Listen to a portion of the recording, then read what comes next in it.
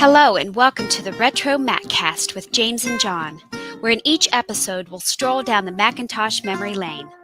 We'll discuss older Macintosh computers, collecting all things related to the Mac and Apple computer, and current topics from the perspective that only a couple of old Mac fans can provide.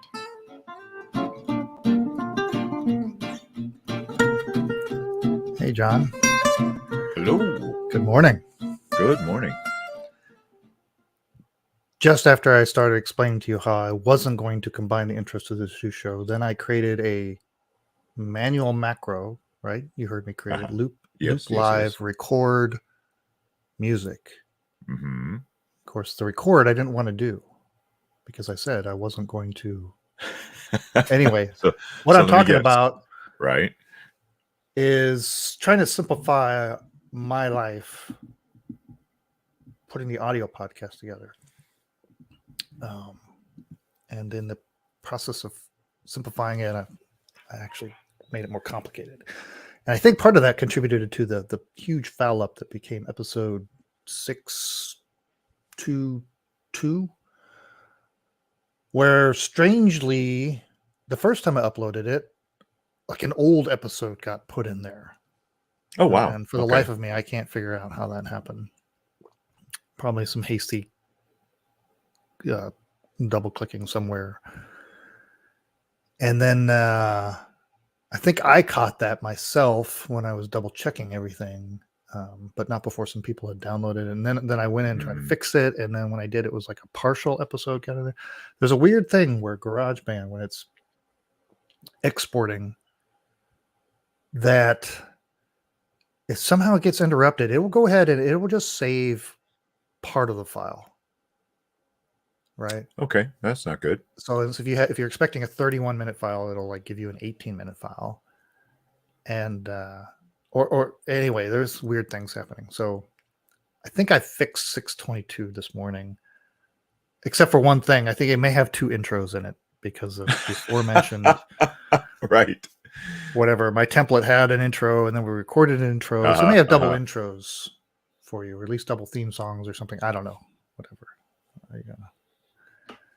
I decided to move on with my life and get you something that was like 85% good. I see we've got a lot of peeps in the we do feed good. This morning. And the other reason I'm not doing both shows simultaneously in the beginning is because then you guys lose out on all this interesting behind quality content. That's right. So you don't. Derek, what's up, Derek? Right, because if we do just the audio show at the beginning, then we have to be formal. Right. We're doing this strictly for the record. All things PG. Yeah, everybody loves a double intro. That's right. You might think that you're better than a double rainbow all the way. Well, we're back. Let's do the actual intro. Let's do it. All right, let's go in. Let's see what in 3, 2, 1. Welcome to the RetroMacCast with James and John. This is episode 624 for September 11th, 2022. Good morning, John. Good morning, James. You can't say September 11th without thinking back about the significance of that day. So I won't even. I thought about this morning. Do I say anything? That's really not relative to our show or anything, but I don't know, because I take myself back to that day. Oh, certainly. Yeah.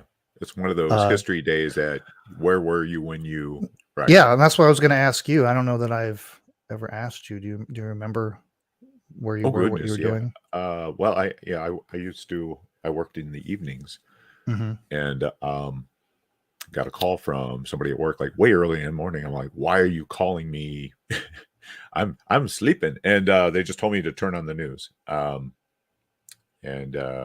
Okay. So you were home. I was at home. Yeah. Yeah. I was in the air. I was flying from Artsball Airport here in the Emerald Coast of Florida to Atlanta. And we were coming into Atlanta, and they wouldn't allow us to land. And there was a long hold on any airplanes being allowed to land because they pretty much put everybody in holding patterns until they could figure it out. So we orbited Atlanta for a long, I don't know, close to an hour. I think we had enough fuel, Oh, and wow. eventually they had to allow us Let to you land because sure. Yeah. Yeah. Yeah. And so they told us on the plane that there was, an airplane crash or whatever. And then upon landing, of course, I had a connection to LA, and then I was running through the airport to try to make my connection, not really knowing, the full Sure. extent of everything going on. And when you're running down, you're double checking the gate that you're going to, and you just see the cancel just rolling down. And eventually catch up TV that shows what's happening. So, yeah, needless to say, I didn't make it to LA. All the planes were grounded, and my wife had to come. All the rental cars were gone. My wife had to drive up to Atlanta, come get me, and I wound up driving, I think, the next day to Los Angeles or California. My gosh, wow. Yeah, to do what I had to do. So, got it. Yeah, well, okay, we talked about Enough of that. Yeah, it was a sad day. Mm-hmm. Let's see. Well, here's a happy thing. We're back after a couple weeks. We were gone. You were at I was at Dragon Con. Yes. Mm-hmm. And you brought back a souvenir, and that's what we're going to talk about. Yeah, we're going to talk about a Mac related item I picked up at the in the dealer room there. So yes, the dealer room. Okay, we'll find out. I guess that's just like where they sell stuff, right? Mm-hmm. Okay, we've got that. We've got eBay finds. We've got a lot of news, a lot of things to catch up on, including the Apple event. So we'll be right back. All right. Looking through the comments here. Let's see what people have to say. I like Derek is with us today. Yeah, I haven't seen Derek in a while.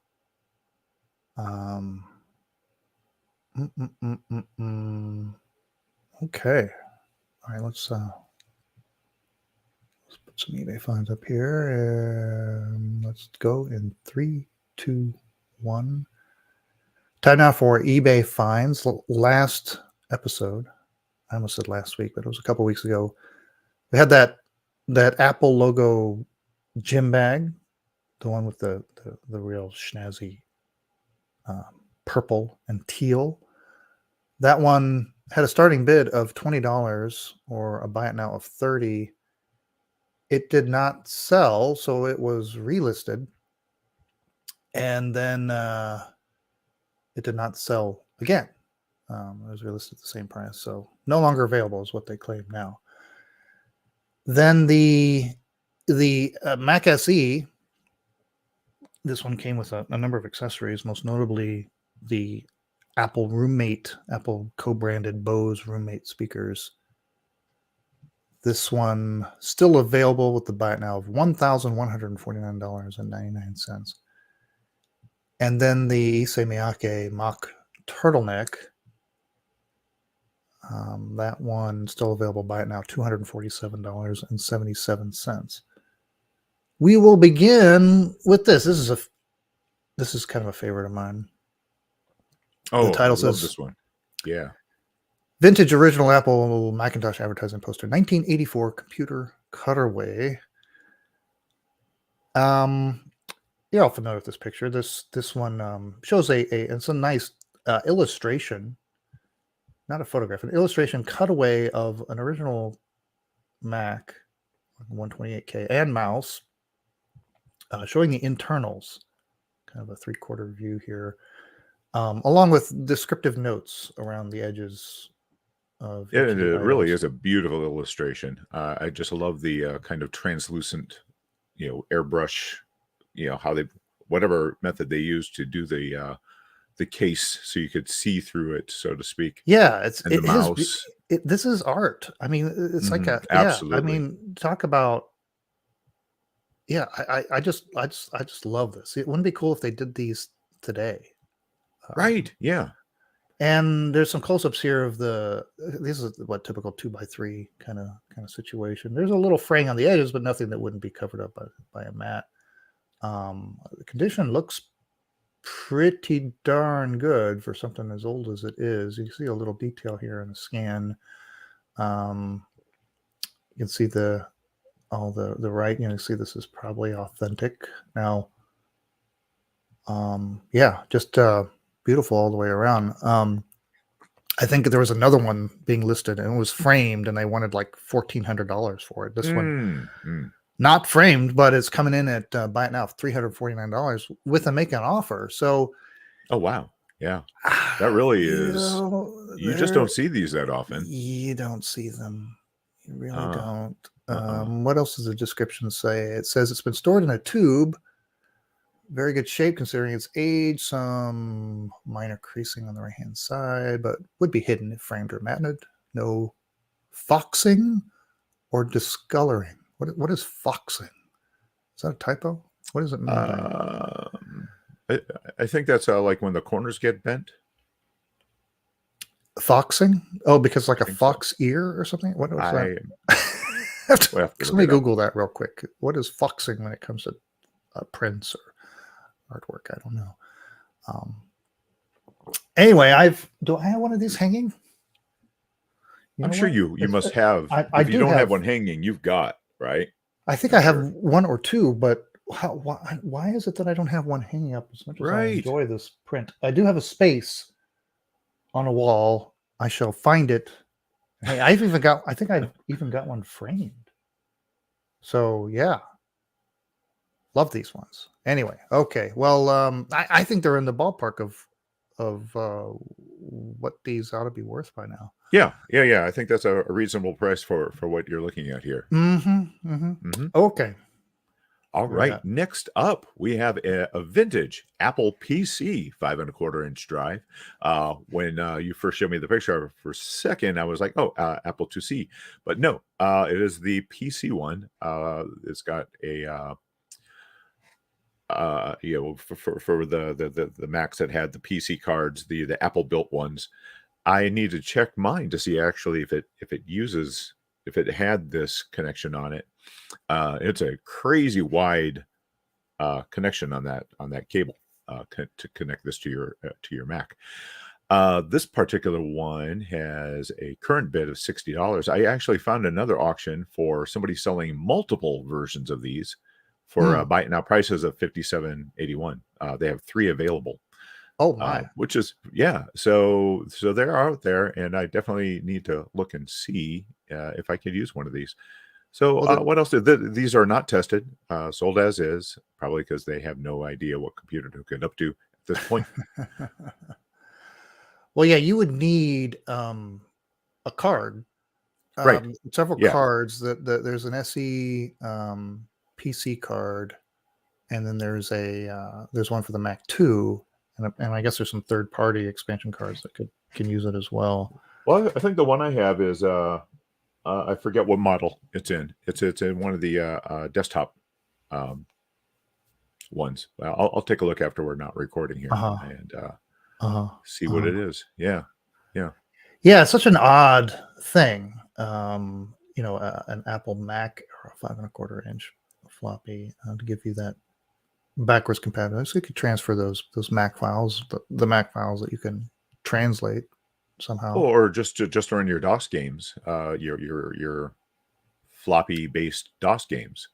I assume that's what this was for the DOS compatibility cards. I assume that's what these were for. No, this is pre DOS compatibility cards. So this would be just at this time. You're talking SC Mac 2 days. The only thing you're doing is getting files that you can just file transfer. Right. Yeah, because you wouldn't see DOS cards or Apple, PC compatibility cards until years later. So it's kind of a one-trick pony here. Well, you can go back and forth, right? So I guess if you had files that were PC compatible that you generate on your Mac, you can send them via 5¼ and so it was kind of a weird product because not only was kind of limited on what you could do with PC files on your Mac, but also a lot of this would go away if you have any kind of network, right? Sure. Yeah. Right? You just transferred via. but it's a cool, because it's got that great, that era that Macintosh design elements. Sure. With the slits down the side, and of course you got the 6-color Apple logo. It's just such an oddball, but okay. We ought to do a show on that one too. Really get into exactly what is it could you do, and honestly, as much junk as I have, I don't know that I have a card. I know you can get one for about $60. Oh, with the card. Oh, the card, right? Yeah, right, yeah. right. No, I have the drive.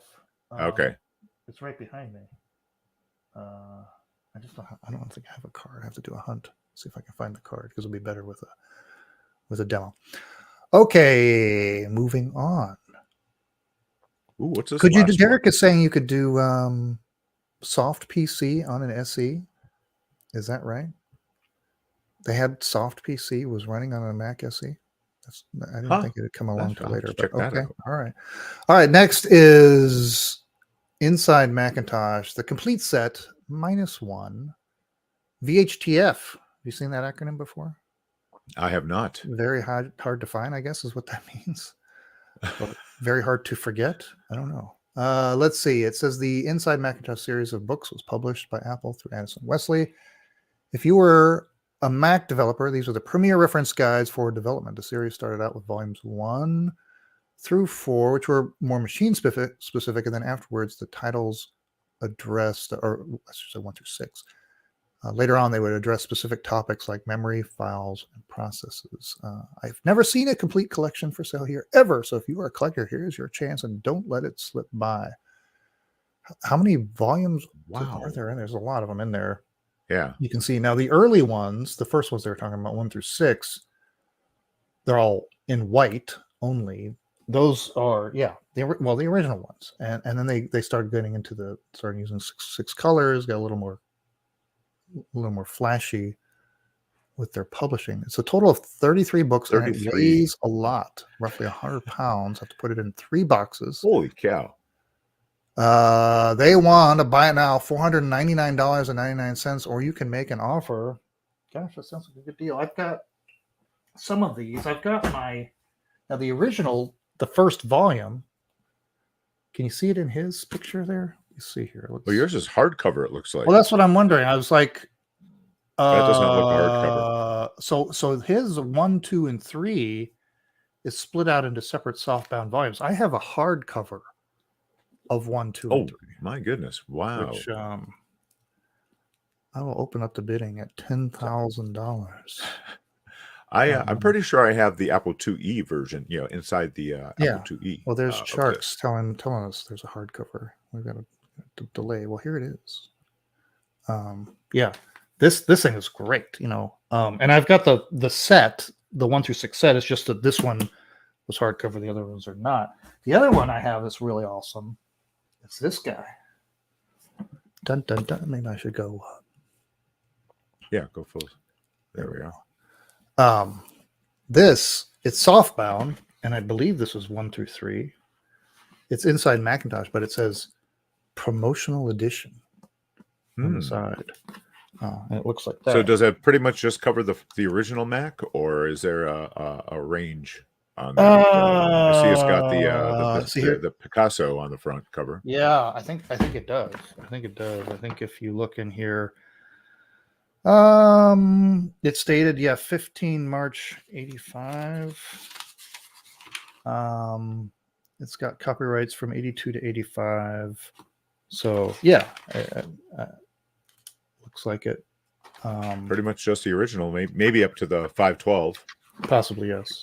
85, right? Yeah, but that's cool. Fantastic. And then here's an example of one of those other developer later books. With the 6 color on the binding. Yeah. So I guess we said what they want. $4.99. I think that's not a bad deal for all that. No. A lot of great stuff in there. Nice little collection. Did they say? I don't think they said which one they're missing.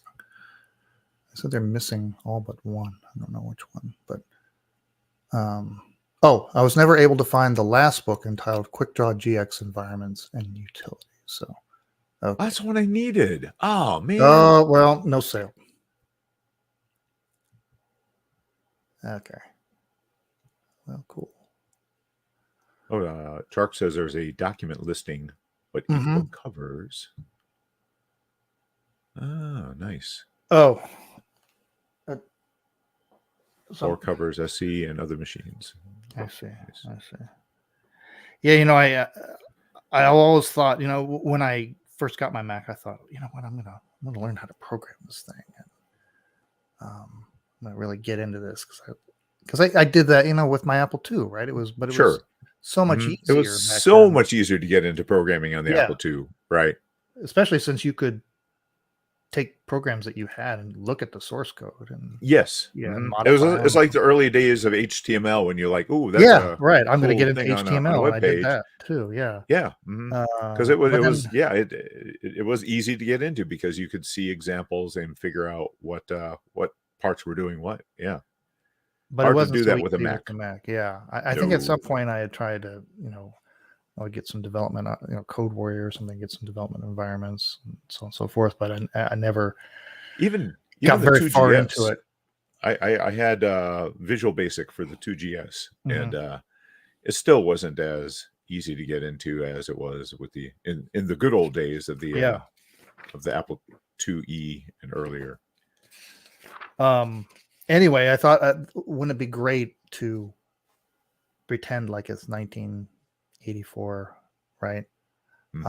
Get yourself an early Mac, the original development kit, have these books, and just say, okay, this is some cool new technology. How do I let's get into it and just kind of go through it. That would have been maybe when I fully retire from my my honor. Oh yeah, Think C always looked interesting. Yeah.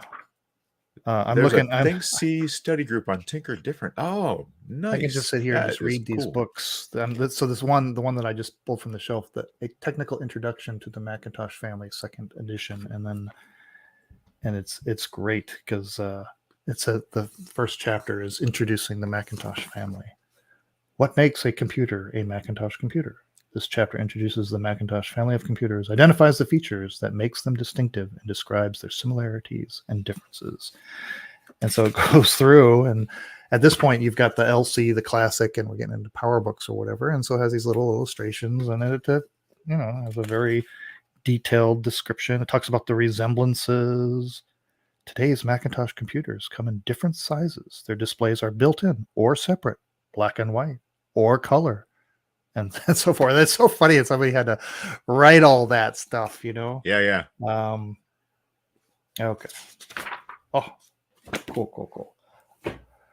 Okay. Oh, this is your time. Here we go. Let's go. Yeah. Do you want to have the ArtoVision website ready to share as well? I shall. All right. So so tell me when you're ready. Let's go in 3, 2, 1. Okay, so now let's see. We you were gone at Dragon Con, but you found something to bring back and share with our audience. Yeah. So there's an entire building. There's like 4 floors of dealer rooms. Of course, mostly selling anime, sci-fi show memorabilia, props, that sort of thing. Well, one of the booths, which is something a booth that I bought stuff at before, called ArtoVision, and they sell the previous years they've sold kind of arcade game based things, and it's kind of cool. Like I've got some that are printed on like acrylic blocks, so you've got kind of this 2-layer thing. Very nice, very nice. Well, they had something very, very interesting this year, and my birthday falls. A lot of times it's actually while we're at Dragon Con. This year it was a little different, but I called my wife, who was elsewhere in the dealer room, and said, "Hey, when you get to the ArtoVision booth, I know what I want for my birthday." And so what they had is, was it this Elvira one? I like this Elvira and the Party Monsters pinball.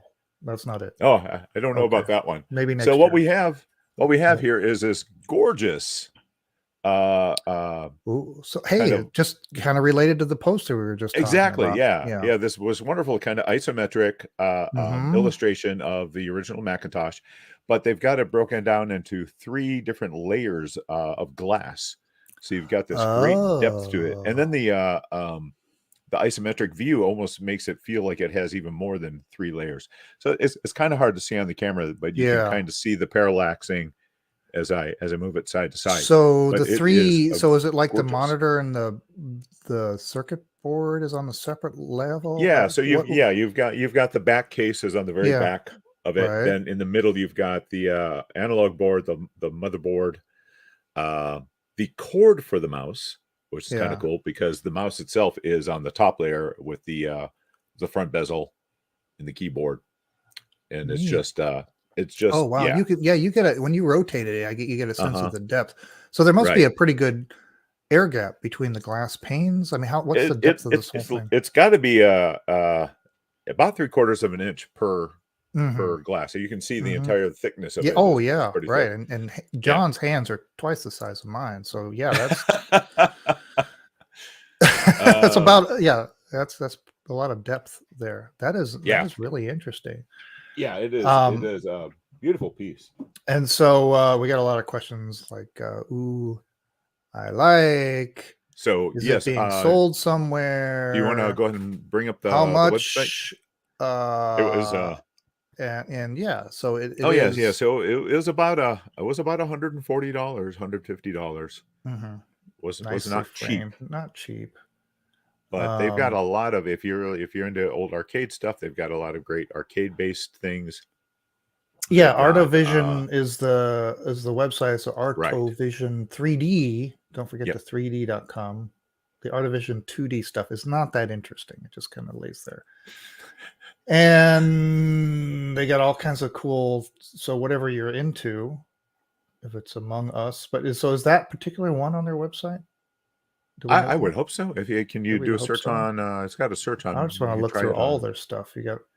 So, is this licensed? Did they had to have licensed from the Beatles? I really don't know. I do notice on this one here they made sure not to have an actual Apple logo. Yeah, I don't think that's licensed. I doubt that they did that. But these other, ones, you have a lot of album covers. Frogger, you got a lot of licensable. Right, and I'm sure the Beatles want their piece. Halo. Xenophobe, that's cool. A lot of video game stuff, right? A lot of that's really, when I first ran across them a couple years ago, that's all they were doing was the video game related things. Did this album, I'm a Rush fan, so did they somehow create 3D? Do they separate the elements of the albums? And it looks like they do in there, but I don't know. They didn't have any of those check that at this there. Convention. Yeah. Looks well, like I wonder if the Beatles one did April. I know your wife is a big Beatles fan. So if the Beatles one had been there, we would. Oh yeah, because I wonder if this she may have forgotten about the Mac completely and just bought herself a Beatles one. Yeah, the Abbey Road one, of course, the famous. Yeah, so it looks like they've got the Beatles and the stripes going across the road on the top layer. Oh, so that one looks like it's got at least 2 layers to it. Yeah. Oh, I love the Great Wave one. Is very nice. Yeah, we're scrolling down. We're looking at all these. We're almost to the end. Black Hole. National Parks. National Park ones are very nice. Yeah. Well, we're still going. Not a lot of technology ones, right? No. I mean, no. So again, this is the first year I had seen one that was old computer related like this. Maybe they made it because they knew you were going to be there. I mean, there's video game. There's still going. Boy, they got a lot of stuff. I like the Rankin and Bass. It keeps reloading. It just keeps reloading. Holy cow! I think I'm at the end of the page, and then there it is. Aha! There you go. $149. Exploded 128 shadow box art. If you're looking for it. Yeah, there you go. Allow 1 to 2 weeks for delivery because they probably make them on demand. If sure. Mm-hmm. Yeah. Very cool. 1/8 inch optical grade acrylic. UV curled inks, high quality MDF wood frame, handcrafted in Eau Claire, Wisconsin. Oh, nice. Your neck of the woods. Yeah. Okay. So yeah, that's a pretty good find. Absolutely. And Apple's Anonymous says if you type in Apple in the search, you just get a lot of Beatles stuff. It's funny because they are. So Michael Mulhern mentions that you had mentioned my hands. He mentioned that he bought me a special mouse to fit my hands. I'll have to show it to you sometime. It is this comically oversized mouse that actually doesn't look too out of place. See, they have it in shop. I'll have to show you next week. It was kind of. You can. Oh yeah, so there you go. There's your kind of a simpler 2D. I mean, not two, but just 2-layer acrylic one, similar to the one I was showing with this Pitfall. So, pretty nice. Neat. Yeah. All right. So where is that going to hang? $39. Oh, it's going to be it's going to be out here. I'm going to have to do some rearranging of things, but the wall you guys can't see because it's going to have to sit flat. It's going to be hard to keep it angled like the most of the walls out here, of course, are since it's kind of a barn top, right? Are not flat. I got to think that there's almost something that you could go do cool with lighting on something like that. I would, that's the one thing I was thinking is the only thing that it is really missing is some sort of internal lighting for it. And of course, I do not want to open this too. But I might be able to like put a thin strip along the top, or some eel wire might actually work really well. Yeah, almost like it. Like if you put a strip of lighting around the peripheral. Like that's what I'm saying. Yeah. If I do the EL, the electroluminescent wire. Yeah, and it's in pretty good condition. There's no foxing on that. Did you look that up? Did you see what foxing is? Not yet. I will here in a second. Okay, nobody looked it up, did they? Foxing on a print or picture. Let's see. I'm just going to get pictures of foxes. Can foxing be removed from prints? What is foxing? Foxing is difficult to remove. What is foxing on prints? Brown spots. What are the brown spots on your watercolor or print? Deterioration that causes spots, browning old paper documents such as books, postage stamps, old paper money, and certificates. Okay. Oh. The name may derive from the fox-like reddish-brown color of the stains or the rust chemical ferric oxide which may be involved. There you go. Well, there you are. That's what we learned for today. Hi, boys and girls. The word for today is foxing. All right, let's do some news in 3, 2, 1. Okay, well, while we were away, Apple had the event. What was it called? Far Out, something like that. And we had all the Apple logo was composed of with like a constellation. I think if you watch the keynote, that came to light what that was. It was sort of I think it was the 3D spatial audio that they've keep making improvements on, associated with the AirPods. So that's where it was. It wasn't the headquarters taking off into space as we had hoped. I guess that's for another day. All the expected announcements, right, that were predicted. The standard iPhone event, iPhone 14, the Pro, the Pro Max, and then there were updates to the watches, watches and the AirPods. Nothing really. It was pretty meh. Surprising. Yeah. Pretty meh. Yeah. Well, I mean, there were even rumor leaks of the whole satellite communication thing. The idea where you can take your iPhone and send small text communications with responders via satellite communication if you're outside of other range of cell or whatever for emergency purposes. So that's kind of cool too, that your phone can become a satellite communicator. So there's a space element, I guess, right? Maybe there was more than one hidden meaning there. Maybe that was it. I don't know, but it seemed like it looked very similar to the animation when they do the 3D audio. So. And as Apple Anonymous says, yes, it is the best iPhone ever. I'm still waiting for the one where they say it's the second best iPhone. we did better 2 years ago, was but a little bit better. But we're hoping next year's a good year. Yeah, they always say that. Best camera ever.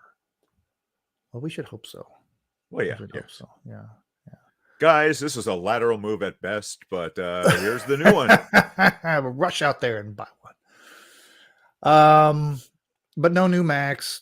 I'm sure we're gonna have an event in October, and that's what I have a friend of mine that was really hoping for an M2 based Mac Mini to next month. Tell them to wait next month. Next month. Okay, but we have some other cool news and some new news with a retro tie-in. Eve Jobs. Name sounds familiar. That's the daughter of Steve Jobs. And there was an interview with her on Vanity Fair. Eve Jobs, a daughter of the late Apple legend, makes her own path. And buried in that interview is a really cool thing. Let's see if I can find the quote. She's talking about a t-shirt that she wears that belonged to her father. And she says she has started a collection of vintage Apple t-shirts, one of which holds tremendous personal value. It appears to be a one-of-a-kind prototype from it says Computer One era. I think we mean the Apple One era. Apple One era, sure. Likely made by her dad when Apple was still based out of his garage. On the front, the t-shirt alludes to a certain biblical icon. It says, quote, Eve had the right idea. And on the back it says, she picked an apple. And Eve herself says, it means so much to me. I smile every time I wear it. We don't get a picture. Right. Of all the pictures that they had on there, the one that we would be interested in, not there. Right. Yeah, that would be a cool shirt to see, own. So anyway, we've got Eve Jobs standing by here, and she's going to show it to us. That'd be exciting. But it's cool that she has a collection of it that she, as I don't know how old she is. She's in her 20s or something. That does have an appreciation for the history of her father's company. Yeah, pretty cool. All right. Also in the news this weekend is Vintage Computer Festival Midwest. So I guess if you're here with us this morning, you're not there. Elmhurst, Illinois is where it's being held. I guess it's not too late to rush out there if you're in the area. Looks like it's going to be a great event. Maybe we'll hear back from somebody we know. I know there are a couple of people I think we know that are attending.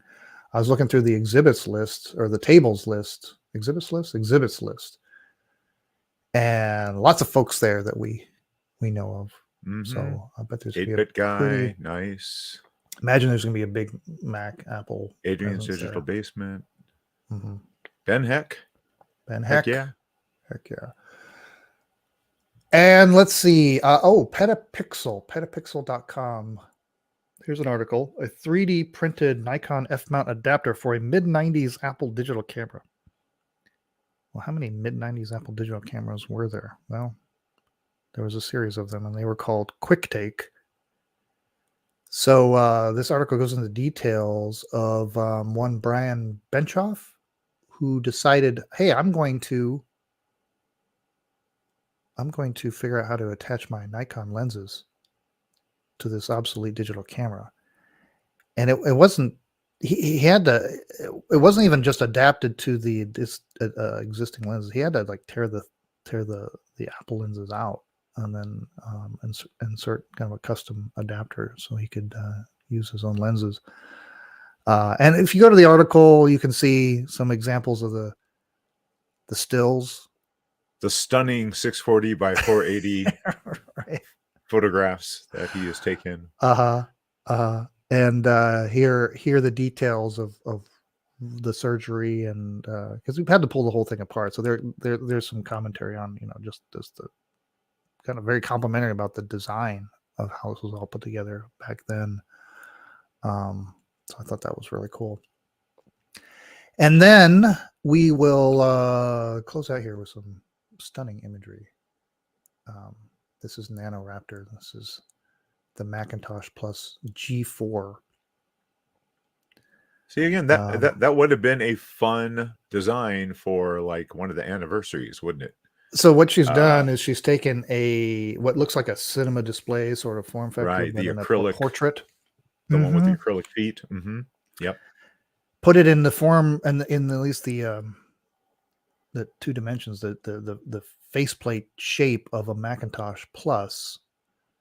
And am I right in thinking that's actually a zip drive bezel? It looks like a zip versus a floppy. It looks like a zip, doesn't it? It looks like the zip borrowed from like a G4 Power Mac, right? So you've got so like harkens back to the original Mac Plus, but you've got this nice thin display. Now it's a little painful that you've got nearly a square display in terms of and some of a more landscape looking display. But that's kind of sharp looking. I like the ergonomics of that. I'm sure it has a kickstand, right? You can adjust the tilt of that thing. Very nice. And then there's this.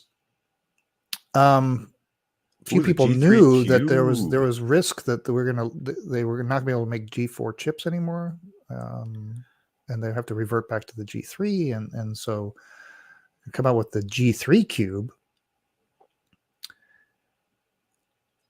So it looks like a G4 Cube, but it's got a more of a frosted instead of a clear. I was going to say I really like how she did the frosted, like the side panels on the G3 to give that kind of ghosty G3 underneath which is something I always loved on the G3. And the fact that they never really did that on any of the other models was kind of a shame because it was a really pretty look. It's got the blue aqua logo on the front, and then subdued big letters G3 in the back behind there. So sharp looking. Okay. And then we got to throw this in there. I don't know what she was out of her mind thinking about this. Dana writes, you'll have to remind me of this device's name and purpose. And what we're looking at here is the ADB Mouse 2 somehow conjoined at the base with another one. So you've got the mouse cord sticking out both ends. It's got 2 buttons. Finally, you've got a Apple mouse with 2 buttons, so that's helpful. I guess you use one with the meat of your hand, and then your fingers with the other one. Maybe, I don't know. Or you do it sideways and use your index and pinky finger. Yeah. You come at it from the side. Yes, and it's got 2 ADB in case it's a quicker path, a shorter path to the left or the right of your keyboard. You have options, or maybe it's connected to 2 different computers at the same time. I don't know. So you could multitask, maybe. Right. Yeah. It's an early KVM solution, right? A lot of possibilities here, and I like the realism here. I think it's even got the little staining there, dirt from your hands and whatever. It looks like it's got a very well worn, lived in look. Yeah, that's one thing about Dana's stuff is she always manages to make it look like it's something that was used for several years. Right. I'd like to see the bottom. Does it have two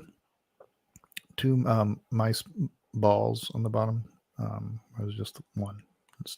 Okay, I don't know. We have questions. And then Apple Strange is getting into the fun here, joining us with the 1993 Color Classic prototype, the first attempt from Apple on 3D immersive experiences and the predecessor of current augmented reality efforts. This is genius. So what we're looking at here looks like a Color Classic, but instead of a single monitor, you've got 2 independent monitors that are sort of at an angle to each other.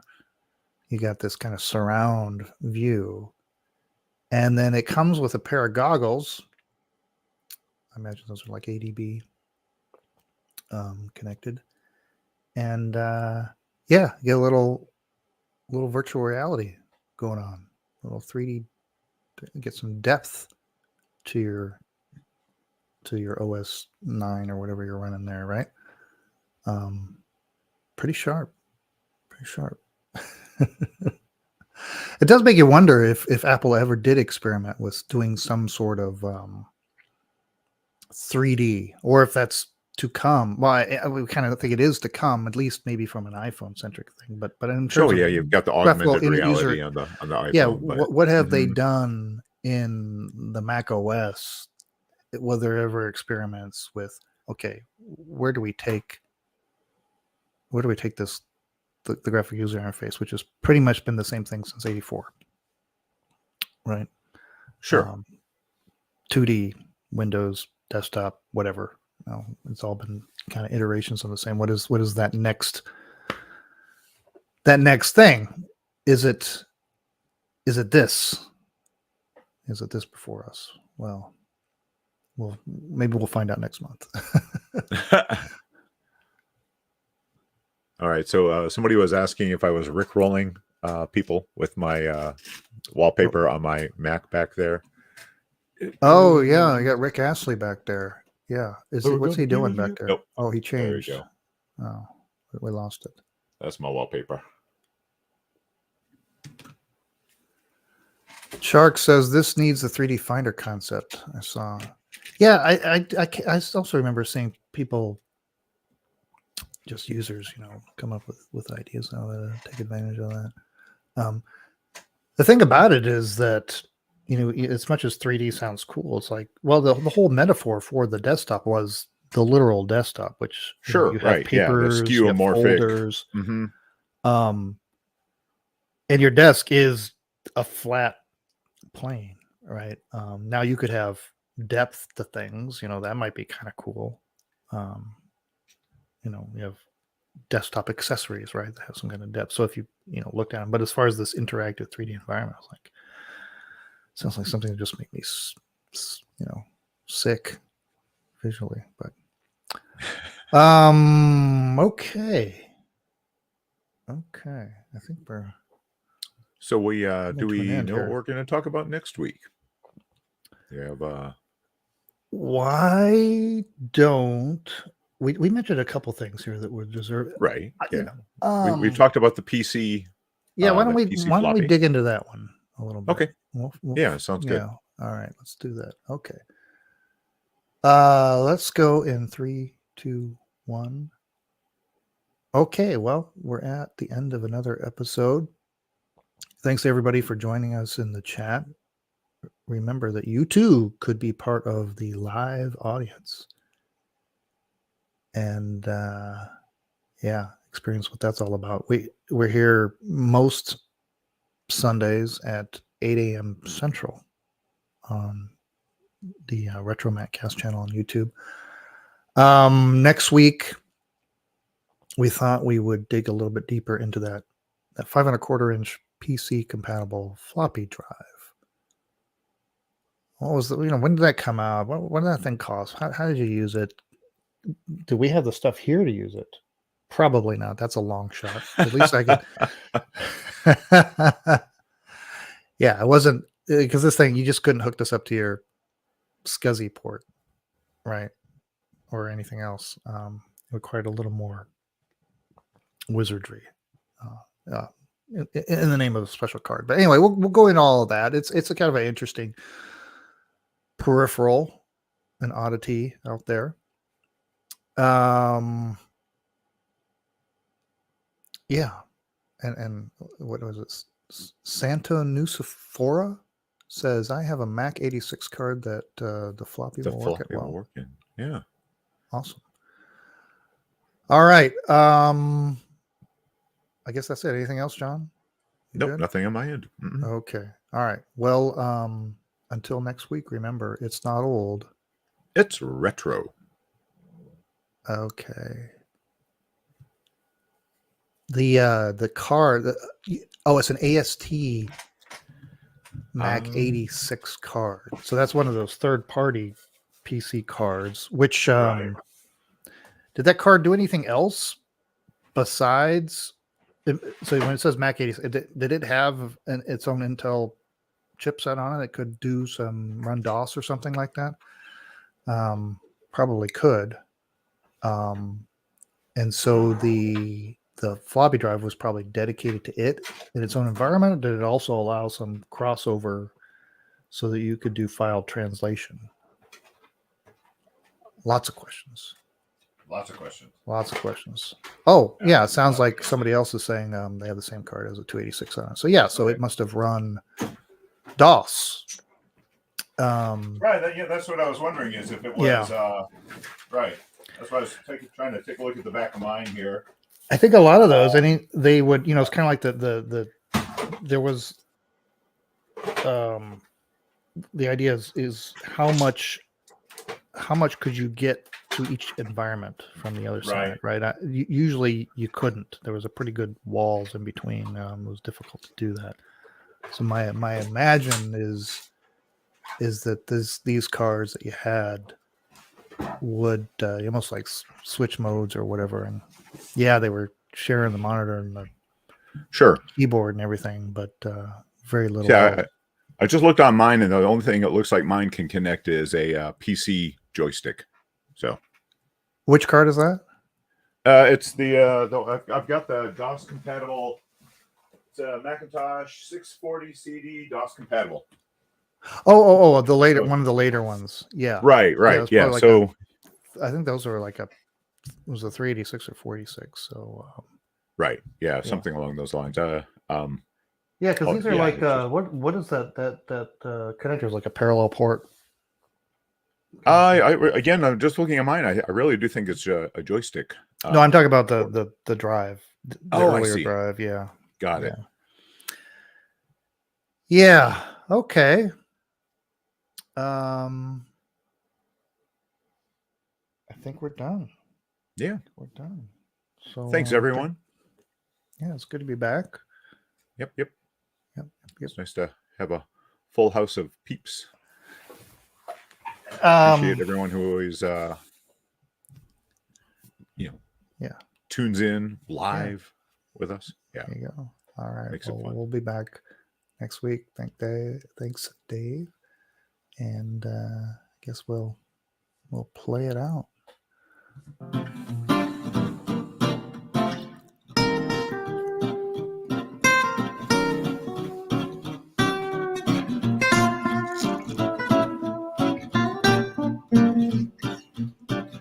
Thanks for listening to the RetroMacCast with James and John. Email listener comments and questions to retromaccast@gmail.com or post comments on our website at www.retromaccast.com.